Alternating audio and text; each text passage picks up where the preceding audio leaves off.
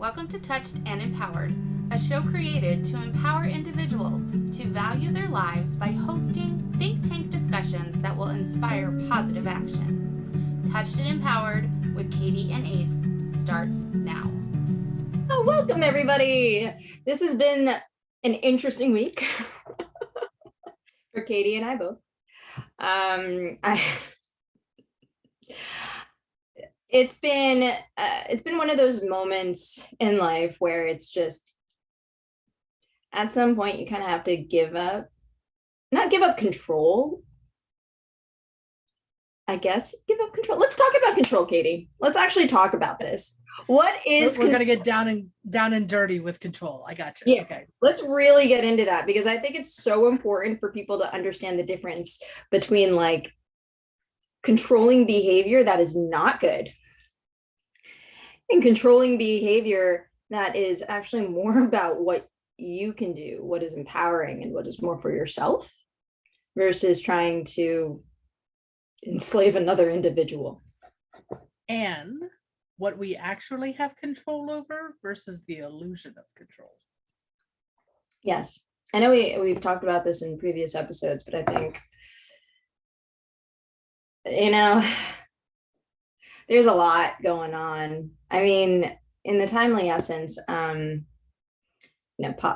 was it? So many things have been debunked in the US government, which is like freaking me out a little bit. Like, it was like affirmative action. What? It's gone. What happened to the relief for education that was actually a gosh wonderful scent of greatness? I almost said God sent, and I feel like that's like a political thing too.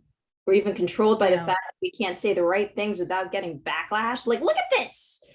What is this? It has become more PC than ever before. And you know what? I'm going to say what I think and what I feel. And it is not my responsibility how you interpret that or how that makes you feel. Because those are your feelings, not mine. If you want to give me a remote control to your feelings, are you sure you want to do that? Oh, I would have a ball. I'm just saying, are you really sure that you want to hand over a remote control to your emotions to somebody else? I feel like, look, if somebody's gone through a rough year and their emotions have been like absolutely haywire, I don't mind like giving somebody a moment of love, like, hey, well, not that type of love, but like just like, hey, the sense of being seen, those human rights. We want to be seen, we want to be heard, those basic needs that all humans have. But there's a big difference between that and telling someone, you make me so mad, which means they now have the power to push your buttons. Yeah, that's real. And it's interesting. I really, really was doing my best to be very careful about that. In many different situations, there are times that it slips, whatnot. Right. But there is like I've been so grateful for Instagram posts that are giving really good messages in regards to how to handle this type of maturity. I think I have one of them saved. Wait a second. Ooh, I do have one of them saved, and then I just got this really good quote. Also, no. All right. We love good quotes. We love good quotes here. So I'll get to that in a second, but this is from the Daisaku Ikeda .official Instagram. Ooh la la. It says, human beings aren't defeated by adversity. They are defeated by themselves by giving up and abandoning their own convictions. True. Yes. So in a manner of control versus conviction, there's something to be said about that. And we can put a pin in that to discuss in a minute. As I look for my saved comments, handing out the tools of communication in regards to texting somebody or communicating with somebody about how they need to communicate their boundaries. In essence, like the behavior that you just did made me feel this way. Could you do this instead so that we can peacefully move forward and respect both our boundaries? Which Excellent. is very well conceived. That is a very well thought out plan on moving forward in the conversation without excuse me, without triggering the other person or triggering yourself. Exactly. And I have gotten into that space where I've been able to do that, and the other person didn't hear me. And I was like, oh my goodness, I don't think you understand how much control of myself I like how much control I had of myself to make sure my emotions didn't splat you. Yeah, because I think of it, to me, I think of it like a pressure cooker. Mm-hmm. You know, we try so hard to self-regulate, for lack of a better term, when it comes to our emotions around other people, because we don't want to say or do something that's going to trigger somebody else, even if it triggers us in doing so. And if we don't have a way to do that self-regulation, it's literally a pressure cooker exploding. Yeah. And then we end up saying things that we have no idea why in the world they came out of their mouth, but they do, and they end up having 50 times more sharp edges than they would have had in a regular civil conversation. Exactly. I actually had to learn because I was working at a really interesting environment at one point, and I had to be firm but respectful. So there is a difference between aggressive and assertive. Yes. If you're being assertive, you are still able to respectfully state your point. If you're being aggressive, you are harming the person you're speaking to. It takes so much control for one party to continuously give respect while reaffirming their point and making sure that that's being understood. If you decide to go the other route, that's when it's like, that's a challenging situation. And people actually go into the controlling route that way. And I don't think it's intentional. It's not. It's just what we have always done because we didn't know any better. Exactly.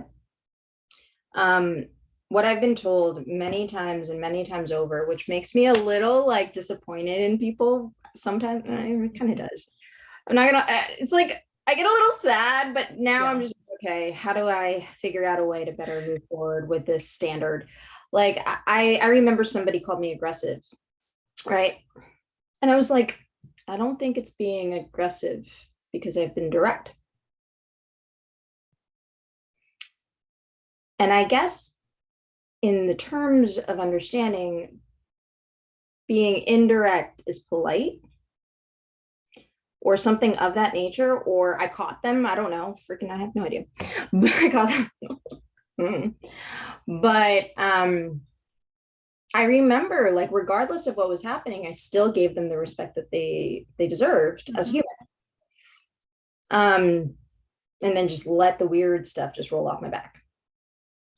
Well, part of it, and again, assumption of Katie, we are so used to passive aggressive. I'm not. That when, okay, you might be the exception to the rule, darling.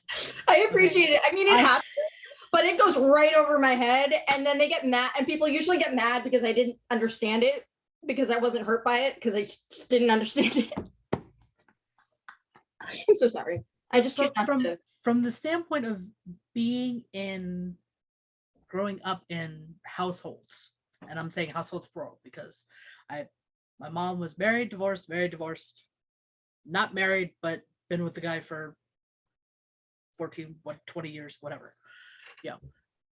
There has been passive aggressiveness, at least with biological and stepfather, passive aggressive tendencies in that household, to where it was the norm. And it wasn't until now, looking back at it, I can be like, oh, wow, there was a lot of anger in that household. And it was just like side skirting it just enough to where it didn't sound like it was aggression, but it was aggressive. And for me, it's when someone is direct, it's a really fine line between being direct and being really aggressive, because I'm not used to those nuances between the two. Mm-hmm. So I don't know if anyone else has that situation with it, with learning, but this is where the emotional intelligence training and everything that I've been doing has been helping me, because it makes it a little bit easier to identify as to whether it is someone being direct or someone who is just being aggressive. Yeah, I had to actually vocalize that. I remember explaining to the person, I can understand how being direct seems aggressive, but I wasn't going to apologize. Like, I was literally at the moment where I was just like, but this is how I communicate. And it's of no malice, if that's the right word for it. Right. It's like actually out of respect, because if I really wanted to neglect you, I could be indirect by fault. And there's the communication part of it is the biggest part of everything in the world right now, is having the time and the language and the pausing and understanding what the other person is trying to articulate, even if they don't have the right words. And that's something that art of language has been lost on us. We've outgrown it. We've outgrown it because it wasn't a regular thing for me growing up. I actually did learn that. So I grew up in my lingo household, right? My mom knew 4 different Filipino languages. My dad knew 2. He would practice English on me as a child. Right? Right. And in so doing, because we had to pick which language, we had to be direct with each other, and we would be direct. And a good portion of the time, if we didn't know how to communicate our emotions, which was it's common, right? Yes. Yeah. We would do our best to show what we were feeling with our actions, right? Yes, and that is, from one standpoint, that is wonderful that you guys were able to figure that aspect out. I think it was just me. I don't know. Okay. Well, yeah. Maybe it was just you. I don't know. I think it's fabulous that you were able to do that. From my standpoint, the thought of actions speak louder than words never rang true growing up. Yeah, like when my dad was sorry, I knew he never had to say it. I just knew he was sorry, because he was like, let me buy you a car. Like,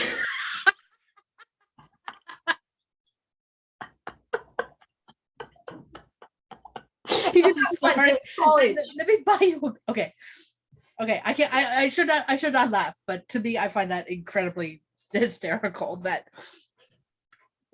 you know what? That's okay, because there's different love languages, and his could be giving gifts. Yeah, his was gift giving. This only happened once. It wasn't the stereotypical like like, you know, like rich kid, rich dad, here you go. Like, no, that's not how that worked. My dad really, really, really, really like, he understood the value of a dollar. He really did. Yeah. So it wasn't like he was giving it all willy-nilly, like, oh, I'm so sorry. It was like one of those, he wanted to atone for something, and that was really important. And I really appreciated that. So understanding that, right? Right. That's a little different, and that was his way. That's very different than the, oh, I'm sorry, let me just buy you a car. That's like, oh, I'm sorry, let me just buy you a puppy.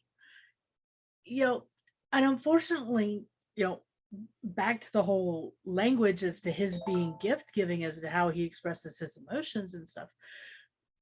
People misinterpret and misuse those languages, those love languages. Yeah, no, that was years of him realizing something. So that was like a compound.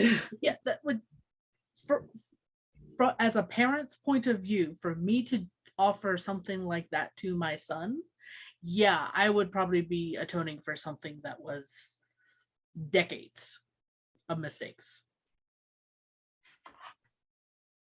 Because I love my son, but I am not buying him a car. I mean, don't get me wrong. My sisters were a little like, how come she got a car? Oh, yeah. I had to work for my cars. Oh my goodness. I mean, Side don't get note, me wrong.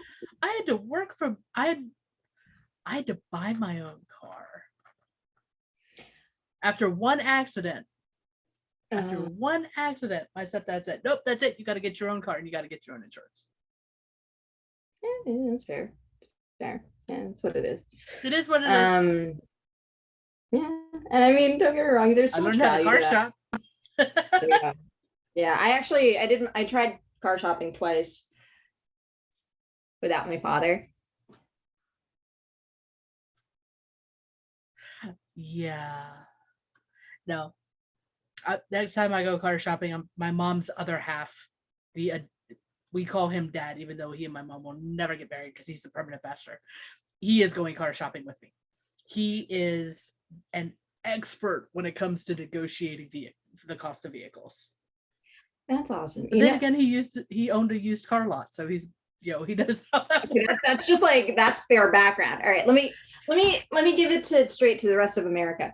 I had this one question asked me, is like, if you ever had the opportunity to change your physical gender to be male presenting and whatnot, what's the first thing you would do? You know what my answer was? Buy a car. Go to a car salesman shop and buy a car, because the amount of times by being a female, people don't take you seriously. They try and like gouge you for your money. Like, it's about 7 steps harder to get the best deal on a car because of that gender bias. I never bought a car brand new. I always bought used, so I don't know. I knew that. And it was like one of those things where if I go in by myself, that's what would happen. If I go in with a male, none of that crap would fly. Well, I like how there's the assumption that because we are female, we don't know jack about cars. Oh, that's my favorite. I love going into like just my face. Like I actually love. All right, so this one time, let's talk about this too. And this goes into the boat of controlling, right? It's like people try to control you for your air quotes ignorance, right? So I go into this car shop. See how fired up I am? This is great. The coffee kicks in. I go into this car shop, and essentially I had a car with I believe it was a flat tire. And I go in, bring the car over. My insurance is covering this with like possibly a deductible if I really needed it, but I didn't need it. And the shop calls me and they're like, hey, so we found a nail in one of your tires, and we may need to like replace the entire tire, and this is how much it's going to cost, and blah, blah, blah, blah, blah. And I'm like, how much is it going to cost? Guy on the other end, about this much. I'm like, oh, okay. So you want to rotate my tires because of this nail that you found? I can actually go to Honda and get this done for free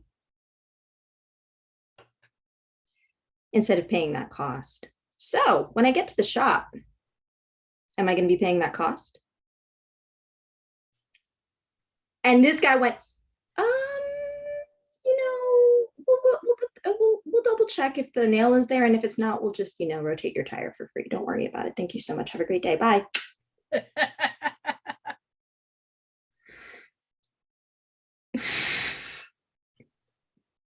That's one of the many instances that I've dealt with. And cars. It's a learning curve. It is a learning curve, but I actually do love cars. Like there's a car museum in LA that I really like going to. They have all of like 007's vehicles in like one entire. Cool. It's so cool. They even have the underwater one. It's like dope. See, but if I have car mechanic questions, if I'm not talking to my mom's guy, I'm talking to my sister, my youngest sister, Jamie, because she actually went to Lincoln Tech and was learning how to do auto repairs and auto maintenance until her morning sickness got in the way. Oh, okay. So she's a mom with 3 boys, and you know what? She's a great mom with 3 boys, and it wasn't in her cards to be an auto mechanic, which is perfectly fine. But she can at least look at something and be like, yeah, no, you don't need to replace all of this. You just need this one little piece. Yeah, I understand that. And it's so funny. So like, all right, let's talk about the date. I choose my style now, right? Right. I have a lot more fun with my femininity. I feel more safe to be more feminine. There was a time when I didn't feel that way. I think there's a time in everyone's life where they don't feel comfortable with whichever gender they are. I agree. And it was such a fun time because my best friends were all dudes, right? This was high school and college. Best friends were all guys. And when we would hang out, they never thought I was attractive. Because I would show up in like basketball shorts and a t-shirt and my hair in a ponytail. Comfy clothes. Tomboy clothes. We're probably going to be checking out cars. We're probably going to be playing basketball, and we were most likely going to the motorcycle shop or something like of that nature. And at the time, I didn't really need to care what I was wearing because I wasn't on screen. I was like, right. Nor did I like need to go shopping for things unless they were big events. And in so doing, whenever I would just go anywhere, not that I was respected like a dude, it was more like people had to rethink how to respect me. Because there was such a different energy balance. Like it wasn't just feminine, it wasn't just masculine, it was right in the center. Right. And even when I look like this, but then I come out with the negotiation style, sometimes people can't pair it and they don't understand what's happening. Well, it's the confidence, I think, is what it is. It is the confidence that we have, and I say we as anyone, when you are so confident that you know your shit and you are unshakable, it throws other people off their game. Which I've been confused by. I don't think everyone gets thrown off. I honestly think people that are like not out to get you or doing anything wrong. Yeah. They're like, oh, awesome. They get it. We're of the same mind. We can figure this out. We can work together forever. Right. And that's where the working in connection and I can't even think of what the word is right now. The working collaboration. Yes. That's when you're able to collaborate and everything. And you both know that you're going to bring your A game and there's not going to be any hiccups along the way. And it's going to be exciting. You're going to enjoy building together. That's fun to me. Then I love how we both pause. We're just like, then there's the shade. And there's the other. Where's the other? Oh, You didn't expect this coming in, did you? I'm gonna bat my eyes. But that falls under the whole control, because it's the illusion of control that gets shattered Completely. when you come in with a certain expectation and you figure or think that for some reason the other person's not going to be confident or know what's going on, and then they show up on their A game. It completely destroys our self-image as to how we were going to have that conversation. Oh, I'm so sorry to my ex-boyfriends.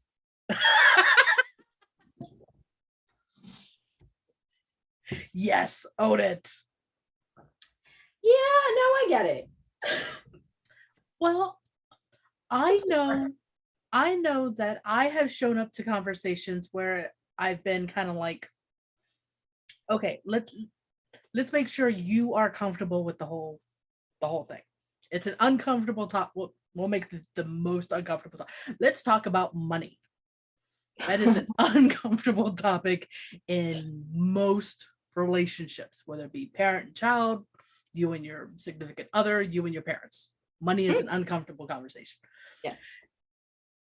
There have been so many times where I have had a money conversation and I have not said what I know, or I have not said what I needed.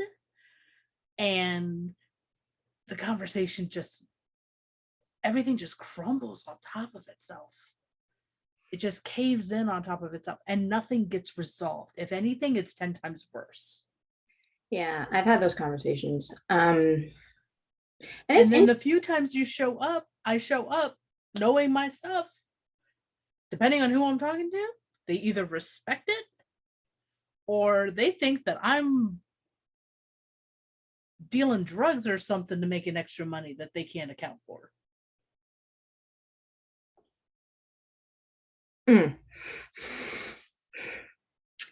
Okay, let's backtrack on that. I love that. Let's backtrack on that. We're gonna unpack that. Let's unpack that one. All right, so let's talk about those conversations. So the conversation of money that I actually really enjoy is when people understand, or you feel safe to share where your financial struggles are, or where your financial stability is, or those conversations where your grounding in finances. Even just your knowledge, what you do know and what you are not sure about. There's a component of that. There's also another thing that's really hard to identify, and it's mindset when it comes to money. So if you don't have the same mindset in regards to money, things will fall to the wayside in those conversations.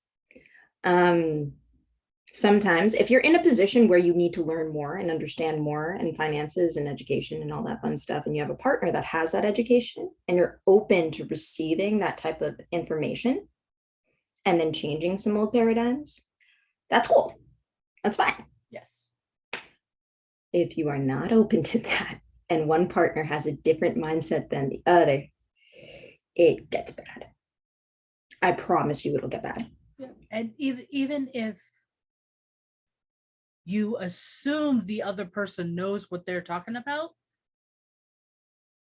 because of whatever circumstances, they could be somebody who has owned a business for decades and has been constantly in money on the surface. If you don't know where the other person is coming from, it's just as bad as having a completely different mindset. Exactly. So like for me, it's been kind of like, it's been an interesting experience of learning all the different types of mindsets. I am monogamous, so let's make sure that's clear. But it is interesting to actually understand what types of mindsets there are. So they're based off of how you've been raised and what you believe or what you choose to learn. There is a stark difference. Like from where I came from and who I understood finances from in my earlier ages have a completely different paradigm now because I chose to actually work on that. Right. And I'm still in the process of letting go. I've been told if you say lose, it comes back. Letting go. Well, yeah, because lose indicates it was lost and it needs to be found. No, it doesn't. So we can let go. We could just let it go. We can let go of these older paradigms that actually were coming from a place of fear versus a place of understanding and abundance and prosperity.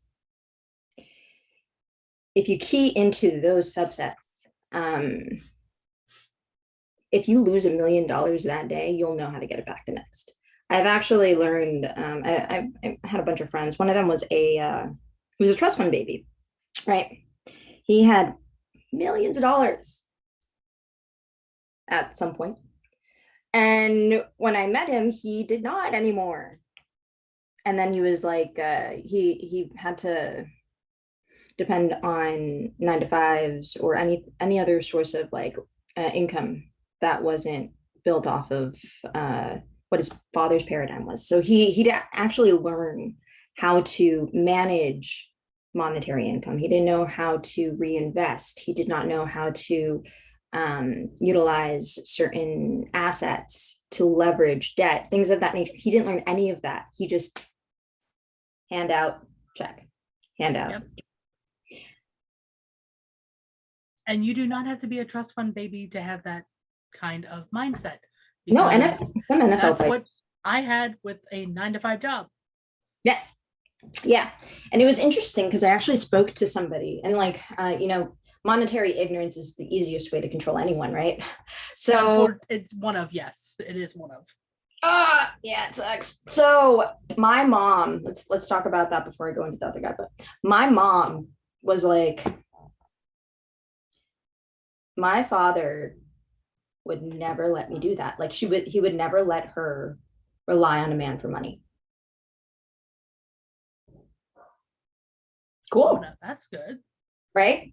So because of that, she did the same thing to me. Makes sense. Makes a lot of sense. I'm in LA. Do you know how many people try and harp on that?